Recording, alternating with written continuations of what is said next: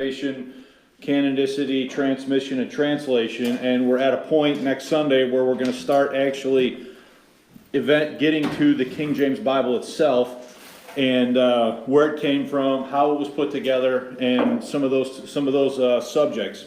So that's kind of where we're going next Sunday. So there'll be notes next Sunday.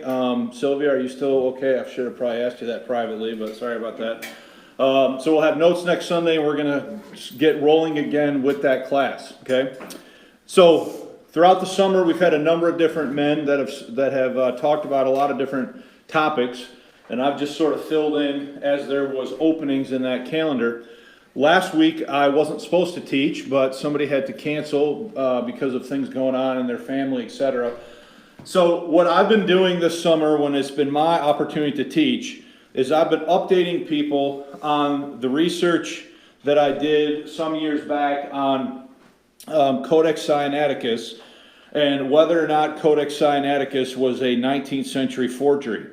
So so I'm on the church website right now, and we have this whole section, for those of you that are online, A Tale of Two Constantines, Rethinking Codex Sinaiticus, and this goes all the way back to June of 2017. So remember, guys that have been here, in 2017, that book by David Sorensen came out, Neither Oldest Nor Best, and I read it, and then that touched off a whole series of research that I did, reading basically a ton of books and material that's came out, and I talked about this in our Sunday school hour here back in 2017. Then in 2018, I was asked to talk about this. Where'd it go? I was asked to talk about this at the Pastors Conference in Chicago, and I brought, I'm not seeing it, here it is. I brought two studies there about Codex Sinaiticus or Codex Simonides, understanding how the text of the Reformation was undermined, and then some essays and research came out that was critical of the 19th century forgery view. Most notably, a review of forging of Codex Sinaiticus by Dr. William Cooper against a detailed background of the discovery of the Codex. So that's this essay right here, as well as three others that I left at home because I wasn't planning on talking about them. So then that information was put into my hands in January of 2019. So I kind of pumped the brakes on this topic for a while, for about 2 years, 2.5 years really, because there was enough stuff that was raised in these essays that gave me pause about whether or not things I had said were true or not. And so I wanted to see what developed out there as this topic continued to be studied and looked at. So what prompted me to get into this again this month, I guess in August, most recently, back on August 8th, I did the first research update on what color is the parchment. Then I did another one on August 15th on is Simonides trustworthy? I did one last Sunday on conspiracies, Ouspensky, and an earthquake. And then I'm going to do a fourth one today talking about a few other issues related to this, okay? So if I'm looking at my audience, I see a lot of people that are probably like, what in the world is he talking about? I don't know how familiar some of you are with this, but this is a very sort of hot button issue right now within sort of the pro-King James movement, if I could say it that way, on whether or not Codex Sinaiticus is a 19th century forgery. So I'd read some stuff that made me think it may have been back a number of years ago. Then I'm like, maybe it's not, pump the brakes on it. What prompted me last month to start talking about this was the release of a book by David Daniels from Chick Publications entitled Who Faked the World's Oldest Bible, or something along those lines. And I read the book hoping that Daniels was going to address some of the issues that were raised by Kevin McGrane and others related to it not being a 19th century forgery, but just a corrupt old manuscript or old document. And so I was a little disappointed that more of that wasn't covered in the book. In fact, it wasn't really touched on at all. And so after reading that book, I'm like, I should probably really update people on kind of where I'm at with this issue, okay? So let me be clear again. I've tried to be clear about this in all three of the previous studies I did last month and today. It doesn't matter to me whether Codex Sinaiticus is a 19th century forgery or an old corruption. I don't accept it as a viable witness to the reliability of the New Testament text. Whether it's new or old, I reject it, okay? Because of its contents, the nature of its readings when compared against the preserved text or the traditional text. So it doesn't matter to me if it's an old corrupt document or if it's a modern forgery, and it never has, and I said that way back when I first talked about this in June of 2017. So in the 3 studies that we did last month, first of all, again, I talked about the parchment color. We went over a bunch of stuff about that. Then I talked about whether or not Simonides is trustworthy. Then we looked last Sunday at conspiracies, Uspensky, and an earthquake. And this morning what I want to do is I'm going to continue following some of the issues that are raised by Kevin McGrane.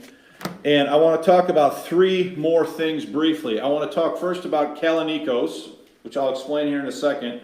I want to talk about the Shepherd of Hermas, which is found in Codex Sinaiticus. And then I also want to talk about the Epistle of Barnabas. All right, so we're going to talk about those 3 things. And then that'll pretty much wrap up everything that I'm thinking about this at this time. So for those of you who aren't familiar with it, Tischendorf, Constantine Tischendorf, he discovered, so-called discovered, Codex Sinaiticus at St. Catherine's Monastery in 1844, and he took 43 leaves or pages back with him to Germany, and at that time he gave them as a gift to Prince Frederico Augustinus of Germany, and he called it Codex CFA, Codex Frederico Augustinus, and he didn't tell anybody where he got it from.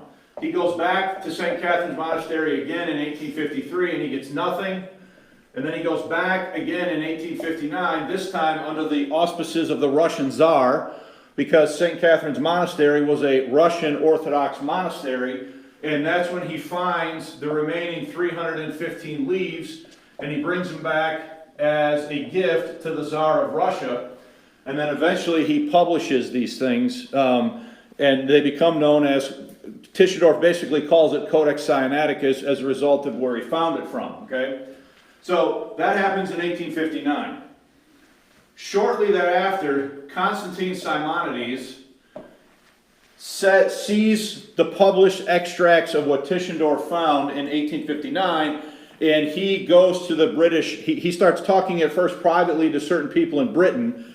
Simonides is a Greek who's in Britain for the purpose. He's been hired by a British guy named Mayer to go through a cache of ancient documents that Mayer had bought for his library. So Simonides is in Britain for that purpose, and he starts to kind of leak to some folks and to some scholars in Britain the fact that what Tischendorf found isn't old because he created it. And he goes public to the Guardian newspaper in 1862. Let me make sure that's right, though. I believe it is. It's either September 1862 or 1863. And what Simonides claims is that he made the codex at Mount Athos, Greece, somewhere in the neighborhood of 1840 to 1841. And so he's claiming now in the British press that what Tischendorf has discovered in 1859 and is passing off as this great uncial document of ancient antiquity, possibly, quote, the world's oldest Bible, that it's not really old and that he made it as a designed gift for the Tsar of Russia from his uncle Benedict, who was a bigwig in the monastery, one of the monasteries at Mount Athos. And the scheme, according to Simonides, was that he would create the codex, they would present it as a gift to the Tsar of Russia, who would then turn around and gift a printing press to the monastery, because they had a bunch of ancient documents and stuff that they wanted to get into print. So Simonides comes on the scene and he starts making this claim in the early 1860s, okay? Now, what he does is, then we should back up. When he does this, does he already have a known reputation as a forger, a liar, and all sorts of other things in Europe? Okay, we talked about back in study number 2 here from August 15th about how Simonides was instrumental in that issue with the American missionary in Greece. What was his name? I'm drawing a blank. You remember? Let me look it up. Just give me a second.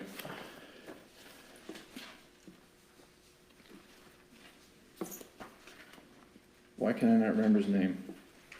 Do you have it written down, Mike? It's the guy who, this is known all the way into the American government.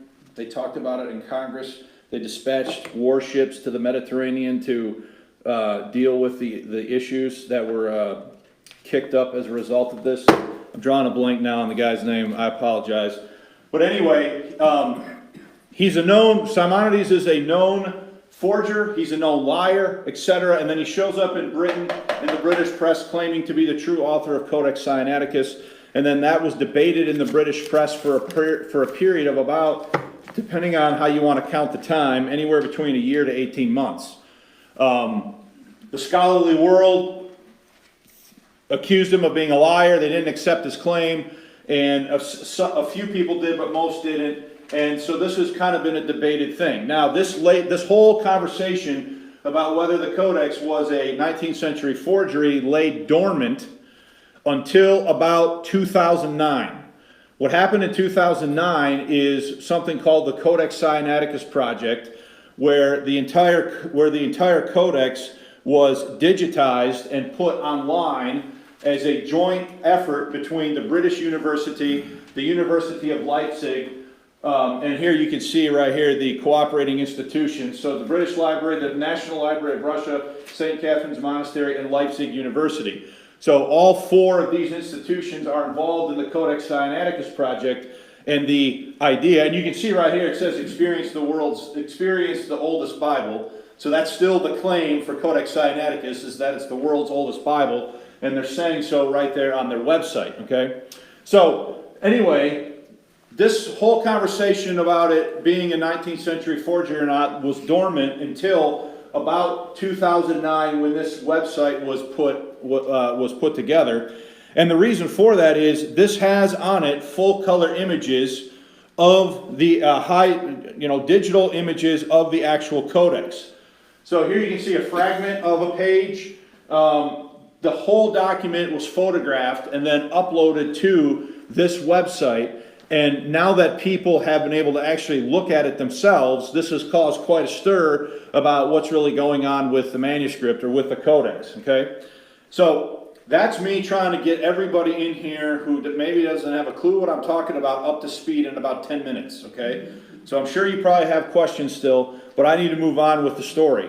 So back here in 1862, as Simonides is debating all of this in the press, he starts to introduce letters by a monk named Kalanicos.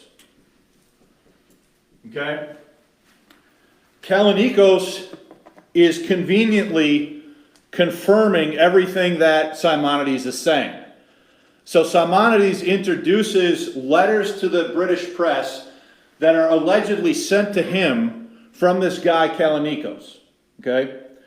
Who just so happened to be present at all of the necessary points in time to verify major aspects of what Simonides is saying. Okay? So I'm going to read from McGrane's essay here.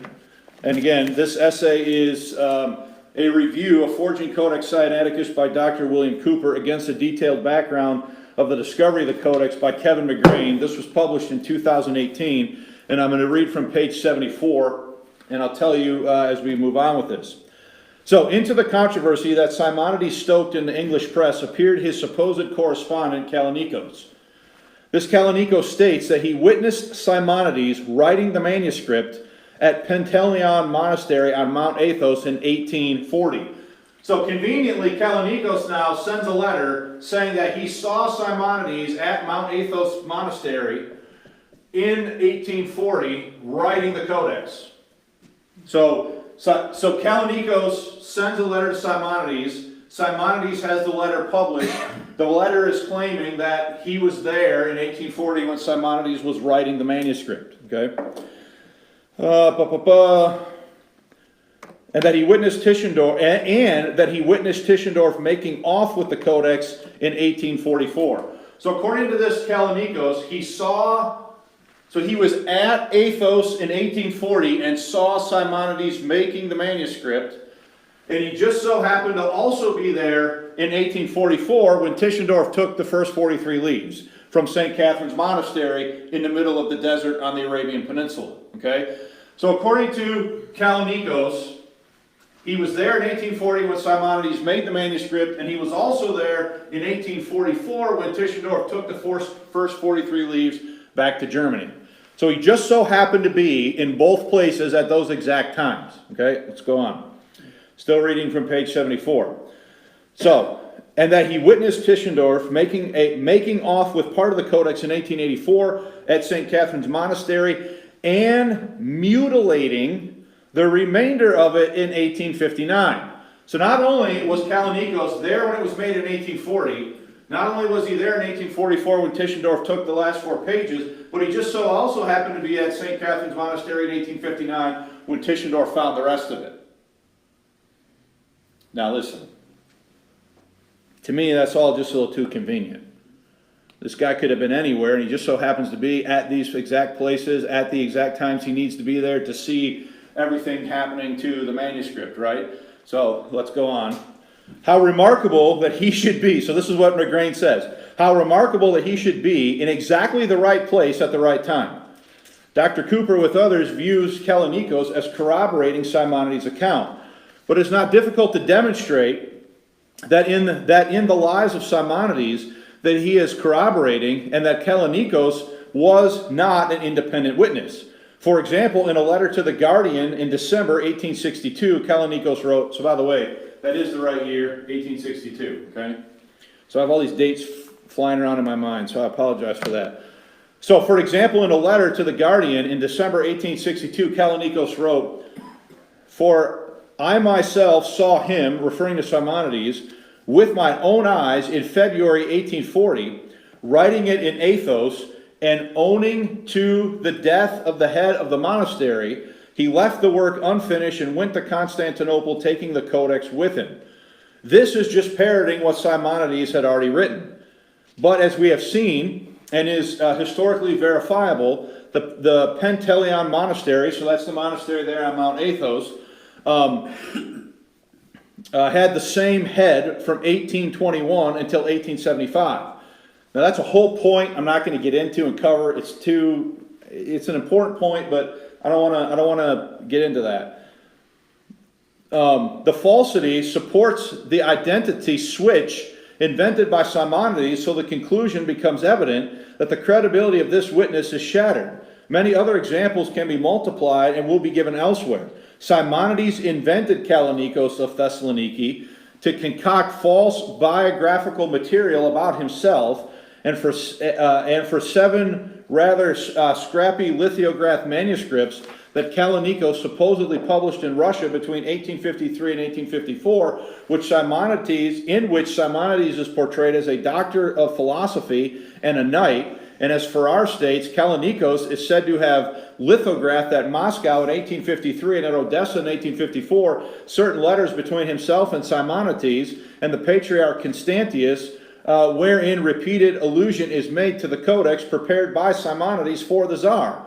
2 of the lithographs purport to be letters sent by Simonides from Mount Sinai in April 1852 during one of Simonides' 3 fictitious visits, because there are simply manuscript lithographs with no typeset printed that they could have created anywhere at any time, and the evidence indicates that they were forged between October 1862 and March 1863. So there's a whole lot we could get into here, but those who are supportive of the 19th century forgery view are heavily reliant on Kalanicos, which conveniently enough happens to be at all the right spots at the right time, and writes in his letters almost word for word things that would corroborate Simonides' story. Okay? So, let me see if there's anything else I want to say about that. So, anybody have any questions about this? I feel sorry for you visitors. You're probably like, what in the world is he talking about? Was Kallinikos traveling with the guy, or was he always at Mount Athos? Or at that monastery where it happened? Well, that's the point, Bart, is the following. This guy now now starts to send so-called letters to Simonides, okay?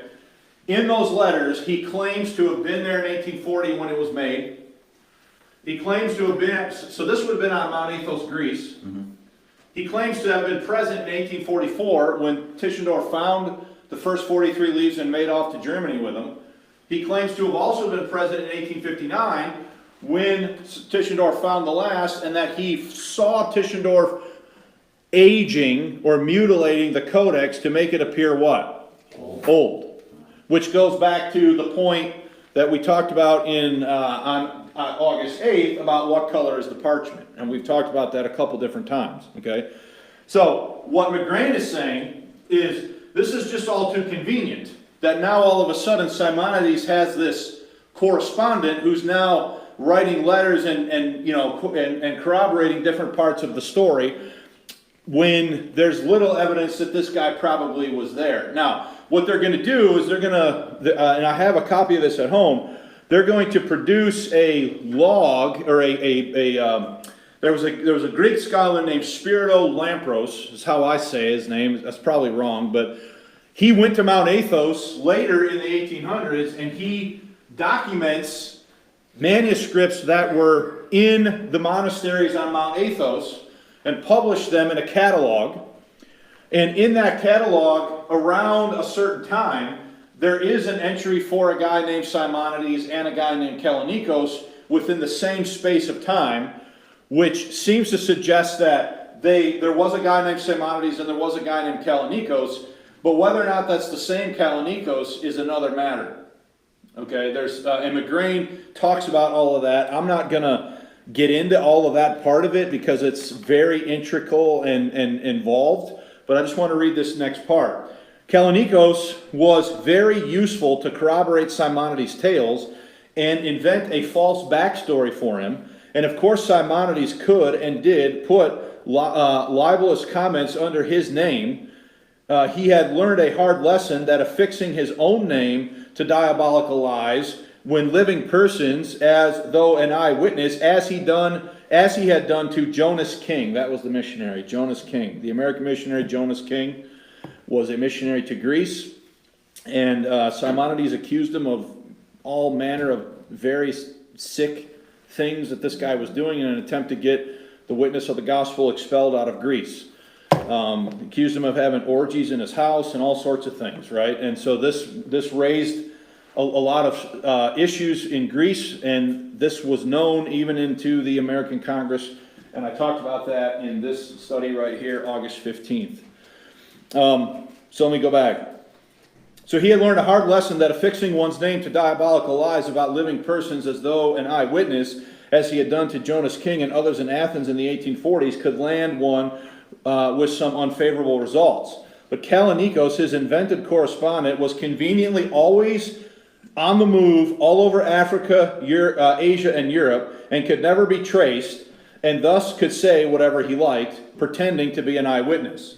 Simonides made appeal to the importance of his title of Kalanicos of Thessaloniki as a witness, and used his imaginary Kalanicos not only to accuse Tischendorf of being a thief and stupid and unable to read Greek, but also to declare as a supposed eyewitness that with inconceivable recklessness he mutilated and tampered with the codex according to his liking in the year 1859. Some of the leaves he destroyed, and that he used a solution of herbs to fade the ink.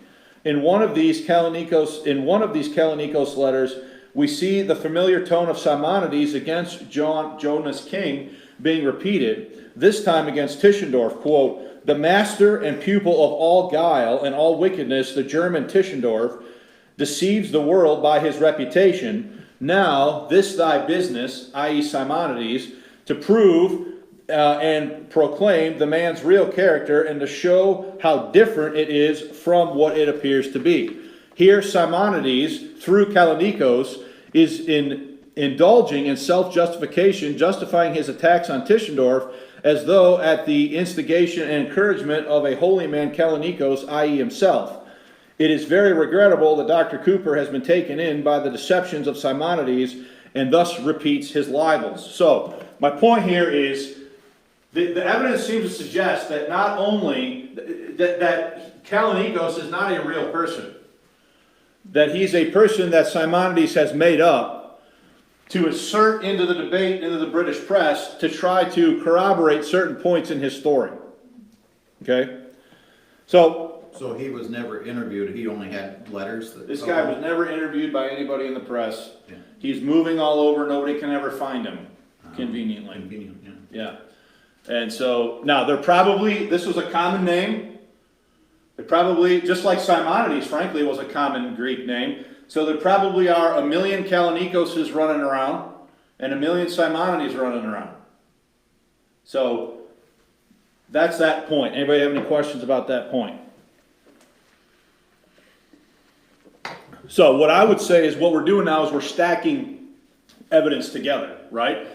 If he's not trustworthy, and he's a proven liar on other things, now the whole idea that this is a 19th century forgery is totally dependent on the testimony of this one guy.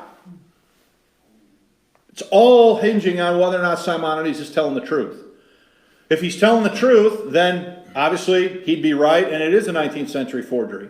But if he's not telling the truth, then he's doing all of this for his own purposes, and now he's inventing correspondence to support things in the story that he needs to have supported. Okay? And like I said before, good liars will always have enough truth in there. So when he's naming names, for example, and he's talking about the Archbishop of Constantinople at that time, the Greek Orthodox bishop in Constantinople, Constantius, and he's naming all these names. I myself have gone to the internet and proved that all that, he's telling the truth about all that stuff. Which made me think he was telling the truth about everything. Okay? But then when you look at other data and other factoids, if you will, you start to wonder if whether or not he's telling the truth. And like I said, Bart, it doesn't matter to me if it's a 19th century forgery or if it's an old corrupt manuscript. I've never accepted it as a reliable witness to the New Testament text. Okay?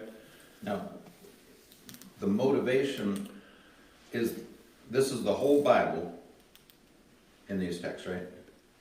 So is the Old Testament accurate because there's no motivation to change that? Motive to change the New Testament? All right, so it's a whole Bible-ish. Oh, okay. There are still some parts missing. It's a terrible copy because, and I don't have this in front of me, so I'm going off of memory, so I might get it wrong. But he's like, whoever the scribe is copying in the book of Esther, and on the same line, all of a sudden jumps to like some prophet and starts copying that. So there are massive mistakes in it, okay? It's an Old Testament in Greek, which means it's a Septuagint. It's not even the Old Testament in Hebrew, okay? And it's not a totally complete Old Testament. And it includes apocryphal books in it too. It includes Sirach and Old Testament apocryphal books in it. In the New Testament, I believe the New Testament is relatively complete, but it has New Testament apocrypha in it as well, which is going to lead me to my next point. It has the Shepherd of Hermas in it, and it also has the Epistle of Barnabas in it. So, and these are reasons why, a lot of the guys who are arguing that it's a 19th century view will say, well, this is a Catholic conspiracy to get the Apocrypha and all this stuff in the Bible and so on and so forth. And like I said to you last week, when we were talking about in this lesson right here from August 29, Conspiracies, Uspensky, and an Earthquake, it is true historically that the Catholic Church has been involved in conspiracies and that the Jesuits have been used to try to accomplish certain things and to stop Protestantism and thwart its spread, okay? So there's no doubt that's happened. The question is that what happened here? Okay, is that what happened here? All right. So there's I want to focus on these two issues right here, Hermas and Barnabas. Okay. So I'm going to go to page 79 in McGrane, and he's got an entry here about all this. There's more said here. I don't have time to cover all of it, but this document is going to be linked in the description under this video, so anybody could go and read it and check it out for themselves. So I want to move on to the Shepherd of Hermas. We've got about 15 minutes to cover both these points, so we'll see what we can do. In respect to the Greek editions of those works associated with Simonides, we first address the Shepherd of Hermas. Dr. Cooper writes on page 42 that, quote, in 1855, Simonides turned up in Leipzig University bearing a Greek text of an apocryphal work known as the Shepherd of Hermas. No one had ever seen a Greek text of this work before. So Cooper's saying that Simonides also happens to turn up in Germany in 1855 with a Greek copy of Hermas, and no one had ever seen Hermas in Greek, according to what according to what Cooper's saying. Readers will know by now that this assertion is false, because Codex Sinaiticus was studied in considerable detail was studied in considerable detail in 1845 by Ouspensky. So in 1845, put this in here, was the Russian Orthodox monk Porfiry Ouspensky in St. Catherine's Monastery looking at the Codex. So a statement that no one had ever seen it in Greek before is demonstrably false. Because he did, and he was there, and he wrote about it. That he saw a wide sheet on a certain colored parchment in, I think, what? He identifies the columns, and he talks about the fact that it had Hermas and Barnabas in it. No other ancient Greek manuscript that has ever been discovered meets that description except one, Codex Sinaiticus. So here you've got Cooper saying, no one had ever seen this Hermas before, but Ouspensky was there and saw it and described it in 1845. Okay, so readers will know by now that this assertion is false, because Codex Sinaiticus was studied in considerable detail in 1845 by Ouspensky, who noted that it contained the Shepherd of Hermas, and he published that finding. Thus, the great Russian scholar had seen it 10 years before 1855. But more fundamentally, if no one had ever seen a Greek text of this work before 1855, then how could Simonides, a mere boy, allegedly have copied it in 1840 at Mount Athos? More particularly, if we take the accounts of Simonides and Kalanicos, his invented correspondent, at face value, then a large number of persons, including Orthodox patriarchs, saw the Greek version of the Shepherd of Hermas in Simonides' manuscript well before 1855. Dr. Cooper here positioned himself on the horns of a dilemma. For if he chooses to believe Simonides/Kalanicos, then the assertion that no one had ever seen a Greek text of this work before 1855 cannot be true. Alternatively, if he will assert that no one had ever seen a Greek text of this work before 1855, then it follows that Simonides and Kalanicos can't be believed. You following that? Okay? Back in the real world, the first time that Simonides saw a Greek copy of the Shepherd of Hermas was in 1851 on his second visit to Mount Athos. Debarred by the head of the monastery from entering Pantaleon Monastery Library, he visited the monastery of St. Gregory on Athos, and there found a copy, now known as the Athos manuscript, for which he tore out and stole 3 leaves, and made a fair manuscript transcription of the remainder, for which he made a deliberately corrupt version to sell. And it was this that he turned up with in Leipzig in 1855 with an interest in making some money, as Robinson also tells, quote, that once famous forger Constantine Simonides had produced from Mount Athos almost the whole of the book in Greek. Part of this proved to be merely his own translation of the Latin, but the larger part had actually come from a Greek manuscript. With the text taken from this manuscript, however, he had played extraordinary tricks, doubtless with the intention of finding a later purchaser for the true copy which he was keeping back. It took 30 years to clear up their confusion which Simonides had made, and it was a strange interest that I myself look back to the year 1888, when I published a collation of Athos Codex in conjunction with Professor Spiridon Lambros of Athens, who I mentioned earlier. When Lambros came to examine the Athos manuscript during the compilation of his famous Athos catalog, he confirmed that the 3 leaves of Hermas that Simonides had sold in Leipzig were torn out of the one that he had in front of him from 1851. Okay? Now, there's more that could be said about that, but I don't have time to get into it. So, in other words, Simonides is associated with this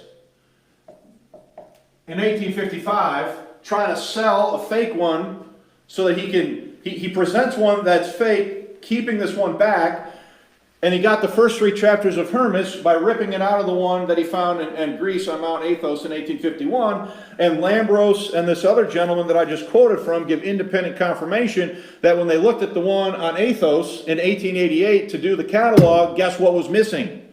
The first 3 chapters. Indicating that Simonides did what? Stolen. Okay? Okay, the Epistle of Barnabas. Simonides, so Barnabas, when I originally taught this, and I you know, guys, I can't talk and spell at the same time. Barnabas, sound it out, Brian. Is that right? That's right, it's close enough, right, Amy? Okay. So I originally taught this, that Barnabas was the smoking gun. That Barnabas was the one that gave away the thing that Simonides wrote it. Okay? So let's see what McGrane has to say about this, page 82. This one I'm probably going to have to jump around a little bit. Simonides learned in mid-1859 that Codex Sinaiticus contained both the Epistle of Barnabas and the first part of the Shepherd of Hermas in Greek. From 1860 onwards, Simonides started adjusting his personal history in order to prepare his claims for having written Codex Sinaiticus himself, including these books. This he did by inventing books, correspondence, and fake documentation to move his birth date back from 1824. So one of the things he's got to do is he's got to move his birth date back from 1824 back to 1820. Now, why would that be? To make himself older than he was in 1840 when he's making the manuscript. Because otherwise, you're going to have like a 12-year-old kid or something like that forging the greatest codex the world's ever seen. No one's going to believe that. So, and by the way, in 1859, a British gentleman named Stuart had published the biography of Constantine Simonides, in which it was claimed that his birth date was 1824. But now that Tischendorf has discovered this in 1859, Simonides needs to conveniently find a way to move his birth date back to make him older than he really was in 1840. You following this? This is all very convoluted, okay? So back to what I was reading. So this he did by inventing books, correspondence, and fake documentation to move his birth date back from 1824 to 1820, so that he appeared older and more experienced when at Mount Athos in 1840, and to have received his PhD at age 22. B, to eradicate his long time in Russia, so that he could be back at Mount Athos in 1843. C, to fit his 3 trips to St. Catherine's Monastery just prior to Tischendorf's 3 visits. D, to include invented, revised details in publications which forged earlier dates. And E, to set up false, invented witnesses to his activities. This would involve counteracting many of the biographical details recently put out in 1859 in the biographical memoir, that was one published by Stuart, required something more sophisticated than forging a new birth certificate. Simonides had to invent plausible stories and quote evidence how he could have copied Greek texts of Barnabas and Hermas into the Codex in 1840. Now, let me just back up and say, the gist of Brother David Daniel's new book is basically to say that Simonides was telling the truth, and that all of this stuff, all these moving pieces that we're talking about right now are completely explainable, and to demonstrate that Simonides did in fact write the Codex. And he does not deal with any of this information that is being put out here by Kevin McGrane into the public space. Hermas was relatively easy because serendipitously he himself had discovered a Greek text of Hermas on Athos in 1851, which, though somewhat different from the Sinaitic text, was from the same recension.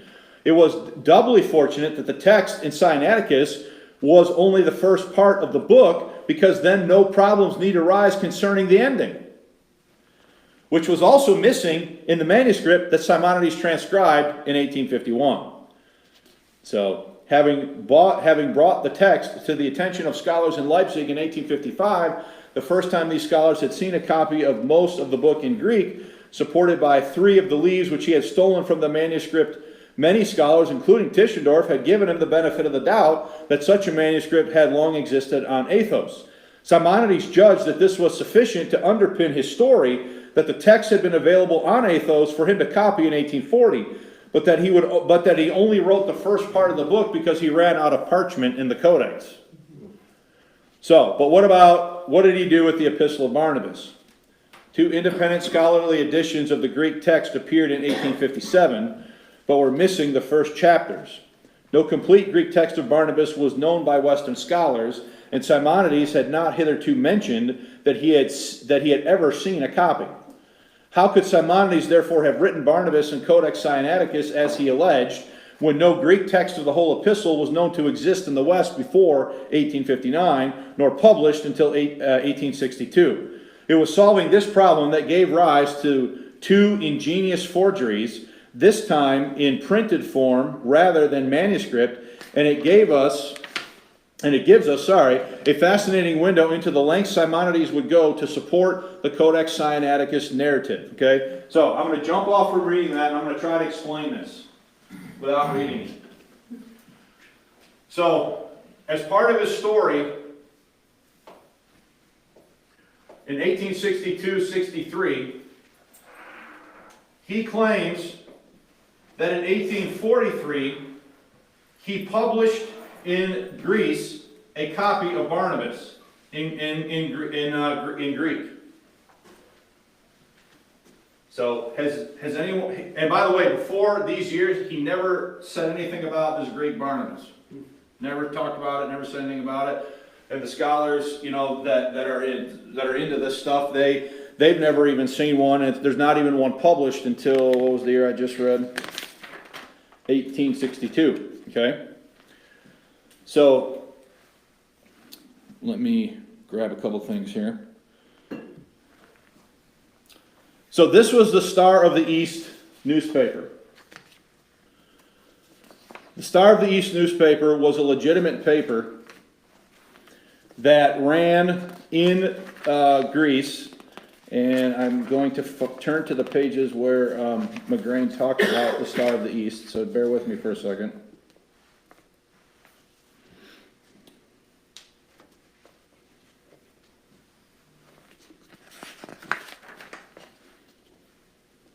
So I'm reading on page 90. Several Greek language newspapers started up and closed down in Smyrna in the 1840s. Fortunately, there are good records of them. Though the title, Star of the East, was published and printed in Smyrna, having its first issue on October 17, 1841. Okay?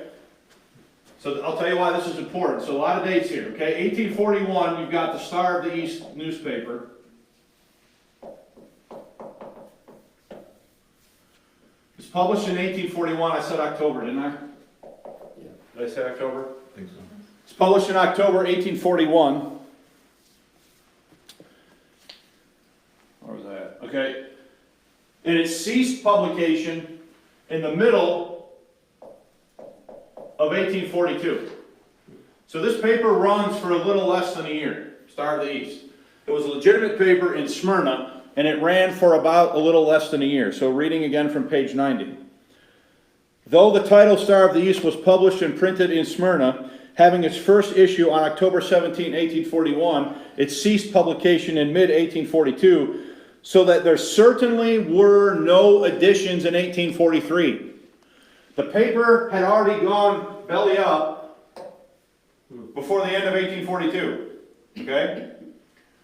This is a real masthead of the paper. I know most of you can't read this, but Star of the East, and the date on here is 42, and you can see this is a 3-column newspaper, and that paper ran in Smyrna, Star of the East, from October 1841 until the middle of 1842, all right? So, as part of his scheme here, Simonides is going to turn up now in this whole debate with a copy of the Star of the East newspaper conveniently dated to 1843. After the paper went belly up, according to public records. So, what did he do with the newspaper? The indication is that he what? That he forged it. So I have a little bit of a funny story. I can't remember which university this was, but when I was tracking things down, I wrote to one university in Greece and another university in Thessaloniki, what would be Thessalonica, asking for images of these things that have been entered into their records, and the guy says to me, why do all of you Yankees care about Simonides all of a sudden? So what that told me is a bunch of people were now trying to track all this stuff down because they wanted to see it for themselves, okay? But anyway, let's go back to this. Neither did the title start up again, nor did the publication with some similar name emerge in the 1840s. Dr. Cooper reproduces an image of the front page of the first edition, dated October 17, 1841, but this cannot, of course, prove that an edition was produced more than a year after the publication folded. In this photograph of the first issue, in fact, this photograph of the first issue proves too much, as we shall see. How then does something non-existent bear witness to a, quote, solid historical fact? This shall never prevent a difficulty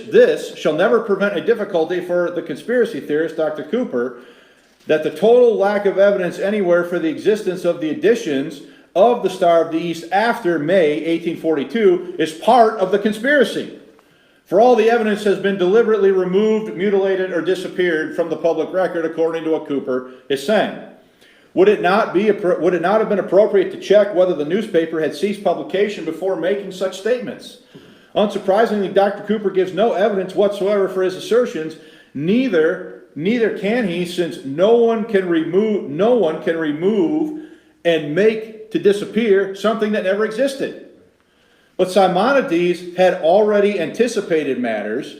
He produced an edition of Barnabas with a fake date, and for those who might question its date and placed the publication, he supplied a sheet carrying a review of the purported manuscript to come out of the Star of the East, dated August 1st, 1843.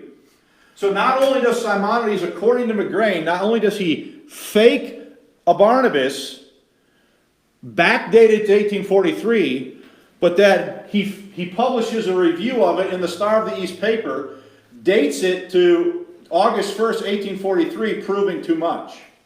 And I want you to see also, this is a double column. Right. The real Star of the East that we have a legitimate photograph of is a what? Is a 3-column. When this first started being discussed, I asked one of the guys that was in this, I say, well, what do you do about the fact that the Star of the East here is a 3-column, but the Simonides one is only a 2-column, and I got really no answer for that. Okay?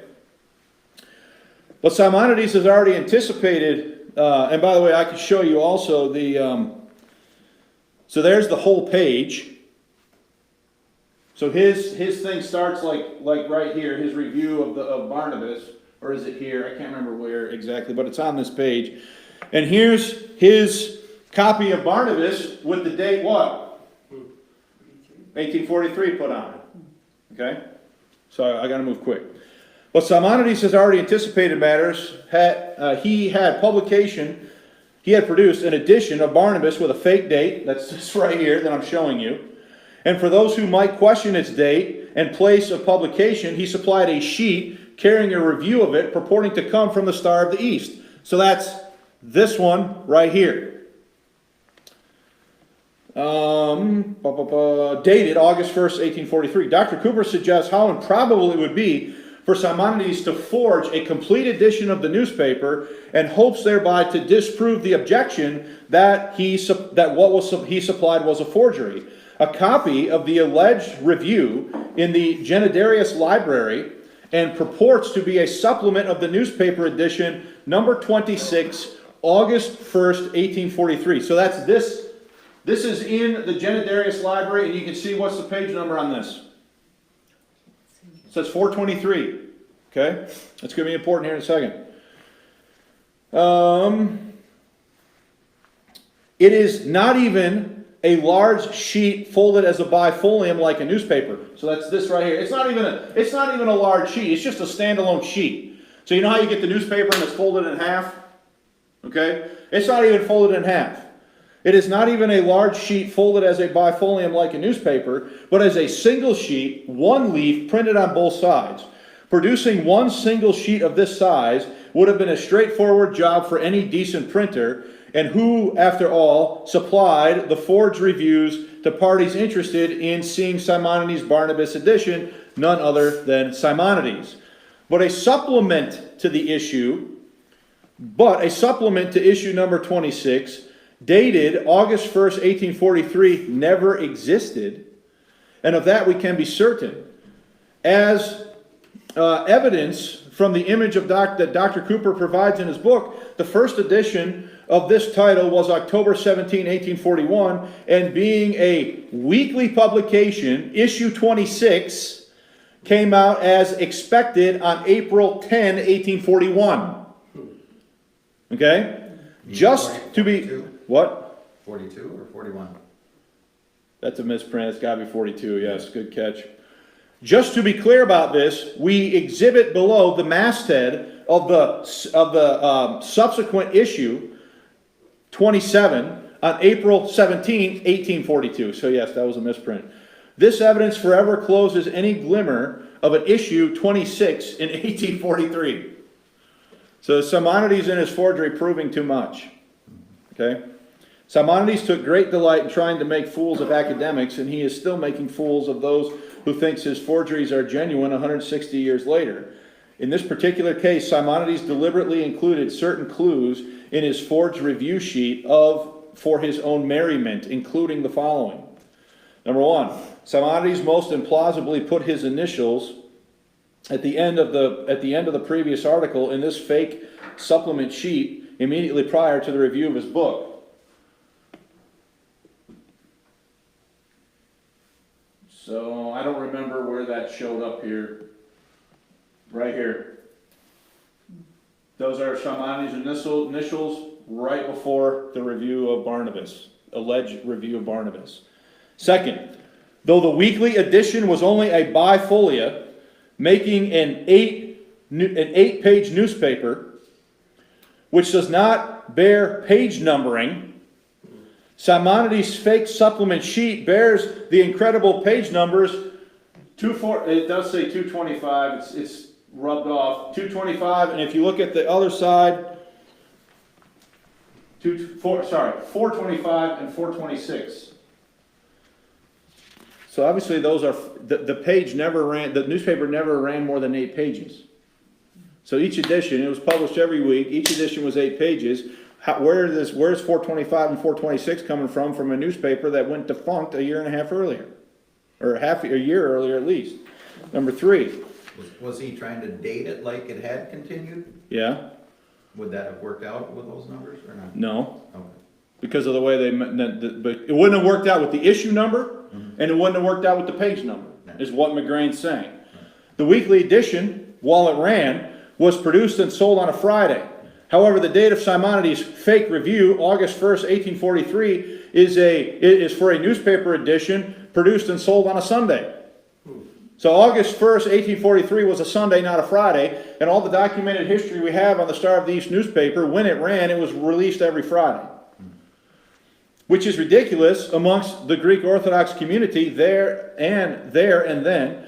The review improbably refers to Simonides, who in 1843 was still a teenager with only elementary reading and writing skills, who would have excelled who had been, expelled dishonorably from school just the year before, as, quote, the most learned and in all things noble patriot Simonides, the nephew of the famous Benedict and the successor of his wisdom, etc. So, where I'm going with this is, at every level, it seems as though Simonides, when you look at this objectively, is he definitely inventing and concocting what he thinks is necessary to pass this story off. Originally, I have to confess that I found this all to be, convincing. And if I'm honest, I probably had some confirmation bias. I think I wanted this thing to be a forgery. Okay? Because if it was a forgery, then it's a massive, it's like blowing a massive hole into the, modern critical text position if this is a 19th century forgery. So I think I kind of wanted it to be a forgery, and I believe Simonides. And what I'm saying now is I don't think I can believe Simonides at all in light of further evidence. But just because I don't believe Simonides doesn't mean I believe that it's a legitimate New Testament document, because, well, it's got Apocrypha in it. And the believing church, down through history, never accepted the Apocrypha as canonical. So whatever this thing is, not only is it a textual mess, not only are there clear mistakes in it, but it contains things that no Protestant ever accepted as Scripture in the first place. So I don't really have too much more to say about it. As you can see, I've tried to summarize this and three other articles here in these 4 lessons that I've done, the 3 previous and now today's. We are running out of time, and I have to run the devotional portion of the service today because I believe Will is celebrating his anniversary this week, but he's not going to be here. So, does anybody have any questions or comments? I'm sorry for you guys that are visiting. I hope you weren't too bored by all this. If you want all the information, it's on our church website. You can start from the beginning and go all the way through with it with me. Next Sunday, we're restarting our class on the Bible issue, and we will be beginning next Sunday. I'm going to talk about the pre-Jamesian context in England as we look at the later reign of Queen Elizabeth leading into King James, to try to understand what the political and religious climate in England was on the eve of the decision to translate the King James Bible. And so we'll start looking at that next week, okay? If you have a question, by all means, stick around. I've got to pack up this equipment, and we'll go from there. I want to thank you guys for being with us.